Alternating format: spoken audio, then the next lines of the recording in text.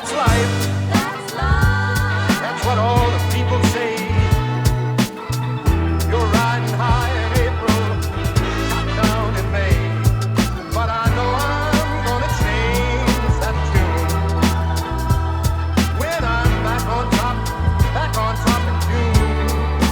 I said that's life. Hit, because we always go live. Just hit record. It's already done. You're already on. Oh, we're already recording? Yes.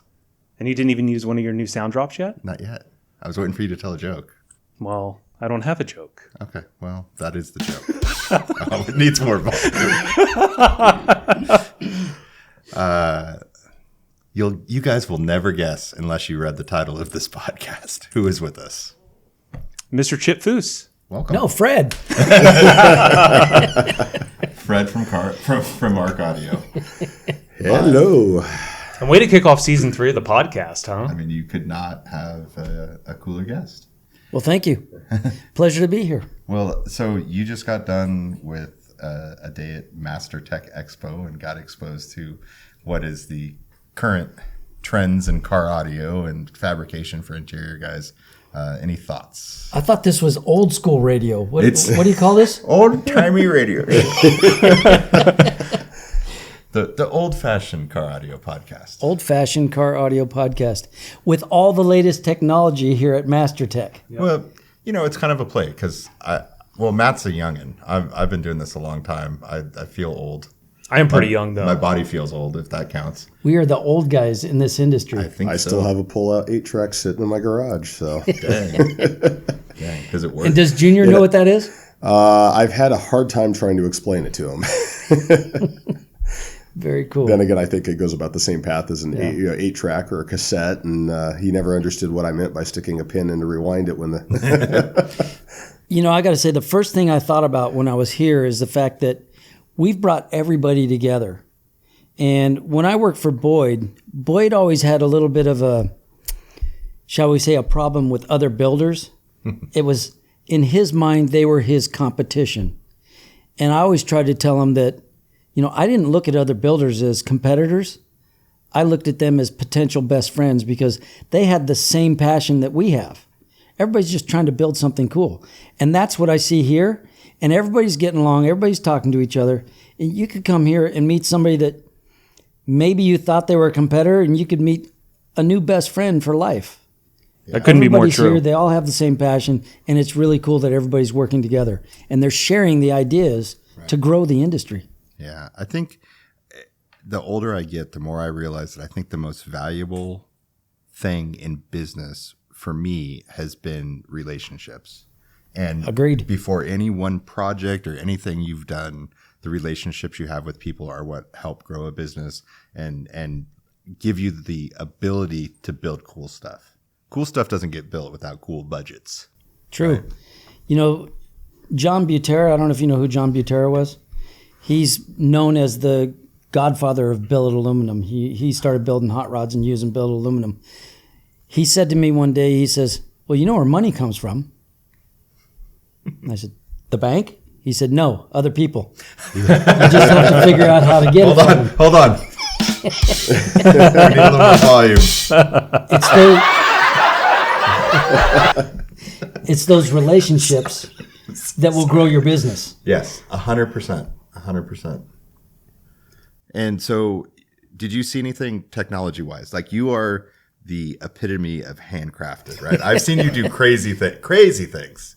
Well, thank you. I remember we were just talking about one of the early Overhaulin builds, and I remember there was something on that build that we needed, like an arced pipe, and there's no tube benders around, and Chip's just like, oh, don't worry, I got this, and he throws this like big, I don't know if you remember this, but you threw this big tube of steel over your shoulder, and you went out into the parking lot, and you're like, watch this, and he takes it over his head. And you, like, with a certain finesse, I don't know what skill, I don't know how much practice you had, but you just bring it over your head and it just hits the ground. It just puts the slightest arc. And then you pull it down like you're looking at bent up plywood at Home Depot, right? Like warped wood. And it's got, and a little more. And then you rotate it to the right, back over the shoulder, and you bring it down. And you're like, there you go. Well, Like, that I learned, I went to Art Center and that's my college education. I grew up with my dad, and I worked at Osha Corporation, but when I went to work for Boyd's, I ended up building the Bucks to build all these cars, and then I went out to Marcel's Custom Metal, and I was working with them, and I learned so much working with Marcel's. And when we'd build a buck to actually build a shape, I learned from Marcel how to bend tubes. And he told me that the way he figured that out is he went over to his rack, where on the wall he had all of his tubing, and he went to pull down a tube, and it fell from the other side and was still on the wall on the other side. But when that tube fell and hit the ground, it created an arc in that tube. And that's how they discovered how to bend tubing. All right. Hey, we're back. We had a slight technical difficulty. Leave it to Gary. Hey. Well, just as that tube fell off the rack, so did our system here. Anyway, Marcel, he went over to his rack to pull down this piece of tubing, and he had knocked it loose on one side only. And when it hit the ground, it created an arc. And that's how he learned how to do it. And so we would use that system to build all of our bucks before we bent the sheet metal. That's crazy. So like I say, my second college education was working with Marcel and his son Mark and Luke. And I still work with Luke to this day. Wow. It's strange as we transition, like our industry, as you've seen, is starting this transition from really hand-built stuff and then really getting into a lot of automation now for the higher-end guys. In your world, do you look forward to that, to the automation of some of these processes? Or? I look forward to working with the people that know how to do it. Okay. I don't know how to do it, but I'm impressed by it. And just being here, you know, what you're doing is you're introducing this to a lot of people and showing how easy it really is. So it's phenomenal. And I will work with the people that know how to do this. With your drawing ability, like, it's insane. We sat on stage with you today and watched you just make this art. Like, I've never had that experience to just sit and watch that come to life in front of me. Have you heard about like AI programs that you can tell them like, hey, draw me a cool car and it will do it digitally? Like, what? You're talking like Chat GPT or Yeah. something. Yes, Yeah. I have my best friend from Art Center. His name is Darren Guilford, and he is Disney's top production designer for film. Okay. He has shown me some stuff that is just phenomenal. And when I see his artwork, what he's creating for movies, you know, you go and you watch the film, but behind the scenes, what they're doing with the drawings and creating everything, and he's done movies like Titanic, Apollo 13, Inspector Gadget, Tron. He's just wrapping up The Haunted Mansion right now with some of the I'm just phenomenal movies. Kingsman and Oblivion with Tom Cruise. Okay. Yeah, you know, the helicopter and all that. Well, he's the one that it's his responsibility for all this futuristic stuff. And it is wild to see the stuff that he comes up with before the film. I have more fun looking at what he creates. That to me is cooler than even the movie. Right. And to see what he can do, and he's always trying to get me to come to the light side. Right. Because I'm still working in the dark side. Yeah. But I love the hand drawing. Right. And I'm lost. I've done a couple computer drawings, but I have to have somebody sitting next to me and I go, okay, I want to create this. What am I supposed to click on? Right. And then my problem is I'm so busy also out in the shop fabricating that I can learn how to do something on the computer. Then I go out and I'm out in the shop for 3 or 4 days and I go back to the computer and, oh, what was I supposed to do there? Start all over. Yeah. So, but I can pick up a pencil and it still works. I don't have to click anything. I just have to sharpen it. Being an artist, what was it like going into Pixar Studios like that for your work on cars? Well, what was cool is... That was a captivating story, and I had no idea that you had that involvement in cars. Oh, thank you. Yeah, that was really cool. That was so much fun. But when I'm working with them, I'm not in the computer part of it. I'm seeing their hand drawings for all of the, all the drawings that they were doing for the storyboard drawings. That's all hand created. Mm-hmm. And then when they're acting out the parts and they're trying to create, what the characters are talking like, it was so cool to be involved with that. But they're still doing the same thing I do. Right. I'm still hand drawing. Right. So then I would sit in the studio and start doing sketches and say, what do you think of this? What do you think of this? And they go, oh, yeah, no, we like that, but try this. And, oh, yeah, we want the face of Ramon to be all purple. We don't want the flames up front. Yeah. Because the character is all one color and then there's graphics on them. So it was really a pleasure to work with them. Like I say, I didn't get involved with the computer part of that at all. Right. Do you see that as more things use automation in custom car building and even in the hot rod world, there's still a demand for the handcrafted side of it? Do you see that in the future, like it'll go more automation and those builders that still use their hands? And I mean, we saw Levi was teaching here and you see some of those techniques and he's trying to pass that on and show some of these hand built techniques in your world of hot rod building.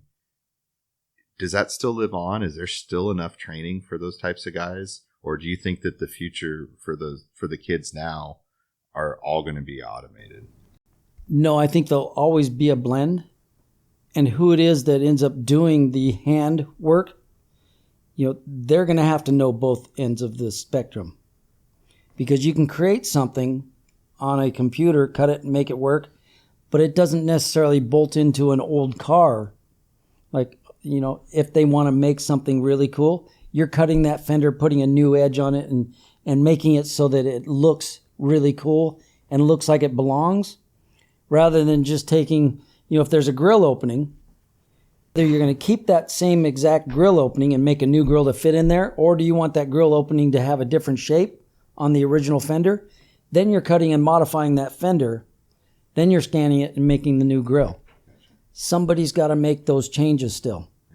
And they got to know both ends if they're doing both parts of it. So what were your thoughts when you walked in and you saw the console, the dash out front on the showroom? Well, that's the future of this whole industry. The guys that want to do really, really cool stuff. Mm-hmm. What's happening now is the technology is allowing us to get there faster and cheaper. Mm-hmm. So if you don't pick it up and you don't do it, you're not going to get the work. Because you still have to build this car for a customer, and you got to do it for a price. And the guys that can do it cheaper are going to get the work.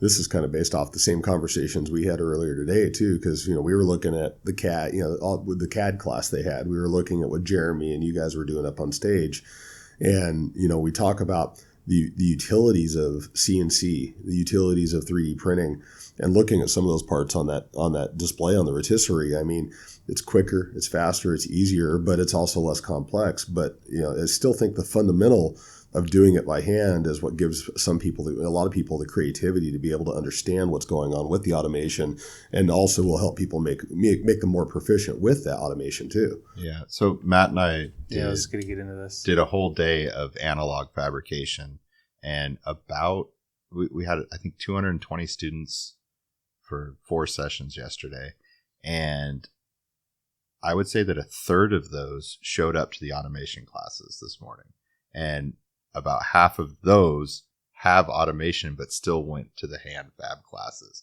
And I believe that all of us who grew up without an engineering background, that learned by trial and error and, hey, don't do it that way, dummy, anymore, right? Like we learned a lot of ways not to build stuff, and we've progressed. So a lot of people lose their fingers. Well, yeah. Jeremy, who you're talking to. I still have all my fingers, but there are some scars on them. Yeah. I think that, do you have much of an engineering background, or did you just learn through doing it? I learned through doing it. I have an industrial design degree, but I don't have an engineering degree. But I learned from my father, who he back in the 60s worked with engineers that would create all these drawings, and they'd bring him the drawings and say, you need to build this. He could look at the drawing and say, well, that's not going to work. Just build it. And he'd build it. They'd come out and look at it. Okay, we got to redesign it. They'd go back in, and while he was waiting for them to redesign it, he would build something that would work. Then they'd come out with the drawings. Okay, build this. Well, how about this? Then what happened is the engineers started taking his prototypes and just drawing what he built. So they would have both ends of the spectrum. Right. And I learned working with my dad how to make things work. So I know how to make things work, but I do not have an engineering degree. I have an industrial design degree, and which is mostly just how do we make something look cool? Right. I at one point I had a job that required me to handle that interface from designers to engineers, and it was very interesting being a guy who grew up building stuff, using basic woodworking tools and that kind of stuff, to see the way I always put it is that the designers would always design super organic shapes that could never be built, and then the engineers would turn them into square boxes of efficiency. It's interesting, as a student at Art Center, I grew up building things and knowing how to make things work. And when I interviewed with Keith Teague from Ford Motor Company, he told me then, he said, you design what you know you can build. Mm-hmm. And I said, correct. He says, I'm interested in finding guys that can design things in the future. We'll figure out how to build it. And I thought, wow, you're spending a lot of money on drawings that can't be built. Right. And it works for me having my own business. I know that I'm drawing what I can build. Yeah. Exactly. And it's interesting. I ended up, after he left, Jay Mays came in, was the director of design. And I did a whole lot of projects with Jay that were so much fun to do. But, we got to be really creative and build things that I call it, a lot of people were calling them retro cars. I call them evolution of things that were great. And it was fun to be involved with Ford and Jay Mays at that time. Knowing how to make things work, I know how to make things look cool, but still work. Right. That's my job. It's a heck of a talent. I think that's kind of one of those, you always, hey, think outside the box. And I think one of those boxes is we don't want to box in designers. We want them to just have free reign. And then they design stuff that's very difficult or costly to build. Mm-hmm. And then especially like you're saying, if they wad those drawings up and they end up in the circular file, there really was no point to them. Well, you still need those guys to make guys like me think, well, that is cool. Right. I'll figure out how to make it work. Right. But I'm not the one that's drawing something that can't be built first. Right. I'll figure out how to make it work and then I'll draw it. Yeah. That's in our world. That's where Tom Miller, who is on stage with us today. Mm-hmm. Tom's superpower is that 10 years ago, he wasn't a fabricator at all. Right. And now he's an amazing fabricator and taught himself how to draw, but he also knows what he can build. And so for our world, he's just like, he puts that all together. That's the guys that you want to hire when you're a business owner. I went to Ford and did a professional intern after I had graduated from Art Center. I knew the first day I was there that I needed to leave. Oh, gosh. When I got there, they told me where to go to get all my art supplies. So I went down, down in the basement. You go down to this window, art supplies, and I go over there and I ordered everything that I needed to go back to my cubicle to draw. They put everything in a box, and I picked up the box and said, thank you. And I turned to walk away, and the guy says, you can't take that. And I kind of laughed. I said, or he says, no, you can't carry that. And I laughed. I said, it's not that heavy. He says, no. You can't carry that. You can only carry what you can carry with one hand. Oh, wow. And I said, why? And he says, it's a union thing. You can take what you can take with one hand. Oh, my gosh. But they have to have a union guy carry your art supplies to your cubicle. That's wild. So I gave him my cubicle number, and he says, we'll bring it to you. So I go back to my cubicle, and I'm sitting there. And the guy in the cubicle next to me, his name was Dave. He was working on, he had his pencil sharpener all apart on his bench. And he was filing on a piece. And I thought, that's interesting. And then pretty soon he's got his pencil sharpener back together. And then he's working on another part, and then it's all back apart again. And my art supplies show up, and I start drawing. And for 3 days, I watched Dave take his pencil sharpener apart, work on something, put it back together, take it apart, put it back together for 3 days. And on the third day, I hear him yell, Yahoo, I did it. I said, Dave, what'd you do? He said, watch. And he puts his pencil sharpener in there, and he goes, he says, it doesn't vibrate anymore. And I said, how long have you been with Ford? And he says, I've been here 26 years. and I'm going to retire in 3 years, 8 months, 4 days, and 14 hours. I mean, he had it down to the hour of when he was getting to retire. And that's when I thought, I got to get out of here. Yeah, it's a dream killer. Yeah. Yeah. I just thought, wow, nobody's accountable for what they're doing. You know, I grew up with my father having a body shop, and if I wasn't making my dad money, I wasn't going to have a job. Right. And that's when I thought, wow, okay, I need to get out of here, and I'm going to go focus on hot rods because that's where my passion really is. As you have obviously expanded to do a lot more as a, I don't want to say a job, but as a business, right? You're doing more than just building cars. You have a lot of responsibilities besides that. I get frustrated when at the end of the day, I don't have something that I've made that's in front of me that I feel like I accomplished something. That's True. The hardest part. Every time I try to take a real job, that's been frustrating. If you are spending a decent amount of your time not building stuff, does that get to you? Does it? Oh, definitely. Yeah. You know, I've had people ask me all the time, well, do you like drawing or do you like building best? I like both, and I feel lucky that I get to do both. Mm-hmm. I love coming up with the ideas, but then I also love going into the shop and building it. You know, and there's, as I said earlier today, there's not a better feeling of accomplishment than when you've built something and it's done and you step back and you look at it, 100%. and whether it's yourself or the group that you've just built this with, it can be a pretty emotional moment, especially when you've spent 6 years on a car like Impression. Right. And that car's been up in the air and you're doing all this work on the bottom, but you finally get around to putting the top back on. You've got the hood on it. You've closed it all down. You've put all the wheels, and you drop that car down off the jack stands, and you've put it on the ground, and you're looking at it, and you've adjusted the ride height, and you finally step back, and you're standing about 20 feet from it, and you're just looking at this car, and you're like, wow, we did that. I think Gary was feeling that with Shaq's enclosure when it finally got upholstery on it. I was just so happy I could see sleep in the future, so I was happy about that. You know, overhauling was one thing. I called overhauling a sprint. Yeah. You know, is what we could get done in a week. Sometimes we were doing them in 3 weeks. But the cars that I build at Foose Design, I call those marathons. You know, we've spent more than 6 years on Impression alone. And it's after you've put that kind of dedication and commitment into a project. You know, overhauling was really cool, and you get emotional, but it's nothing like a 6-year project. Or when I finished my Hemisphere, you know, I had designed that in 1990 as a senior project at Art Center. We finally finished that build, and it was one night in Metal Crafters building because I built it over there. And we dropped it down on the floor.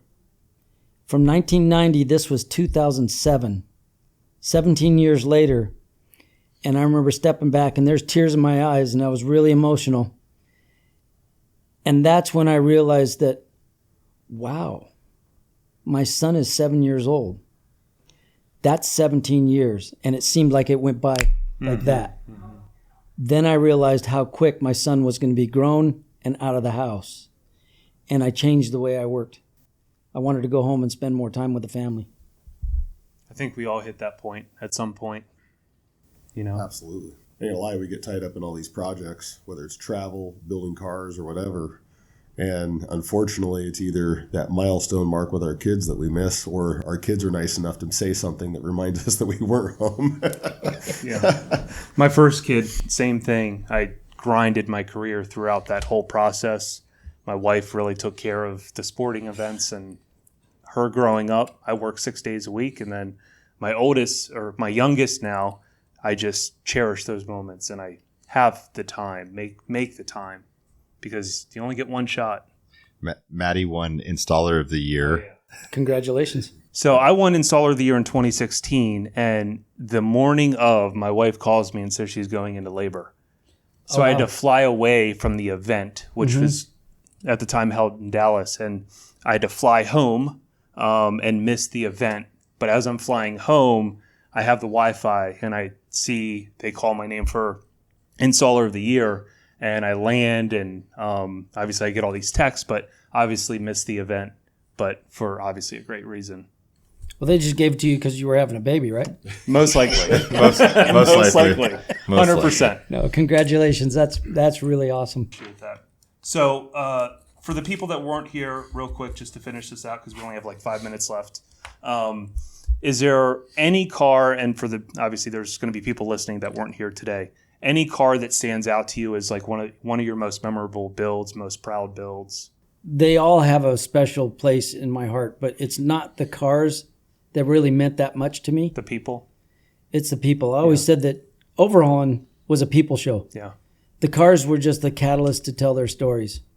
But one of them that meant probably the most to me was a 69 Roadrunner convertible that we did for a guy named John. John was a pretty big man. I think he was like 6'4", probably 230 pounds. And he had this car since he was 15 years old, had a 440 in it, but his dream was to have a 426 Hemi with a 5-speed, or with a 4-speed. We put a 526 Hemi in it with a 5-speed. And I put a Hemi badge on the fender. And when he pulled his blindfold off or opened his eyes, I forget which it was, but I just remember him with a crack in his voice. He says, "Does it really have a Hemi in it?" And Bud Brutzman, the producer on all the shows, normally it was, somebody take their blindfold off, they'd see the car, and then they got to look at the car a little bit, but then we would introduce, usually I would be introduced first, and then the whole entire A-team would get to meet him. But Chris Jacobs might be there, and he was walking him through everything that he was going to, experience that day. But Bud took advantage of the moment because Bud saw this emotion. And when he was, with that crack in his voice, says, "Is there a Hemi in it?" And Bud said, "Go ahead and look." And he walked over and opened the hood himself. And this giant of a man dropped to his knees and started to cry like a baby. Mm-hmm. And on the television show, you saw about maybe 5 to 6 seconds of him, getting emotional and then saying thank you to all of us. Mm-hmm. Because it can't show you what really happened. Right. But John dropped to his knees and started to cry. And it took him a good 20 minutes before he composed himself enough to where he could say thank you. Mm-hmm. He would try to talk and he would just lose it and tell us about how this is his lifelong dream to have this, and it's here. Mm-hmm. And when you move somebody with an automobile to that level, it's an amazing feeling. It makes you want to do it again and again and again. Makes all the hard work worth it. John, that was the one that really sticks in my mind. And it's not the car. It's his emotion. Yeah. It's people. Yep. People are more important than the car.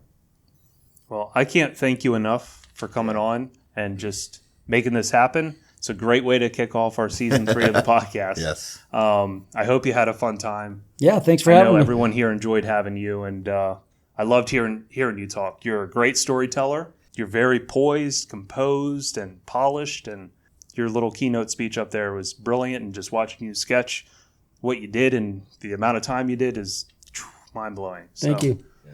Well, in the words of Forrest Gump, I gotta pee.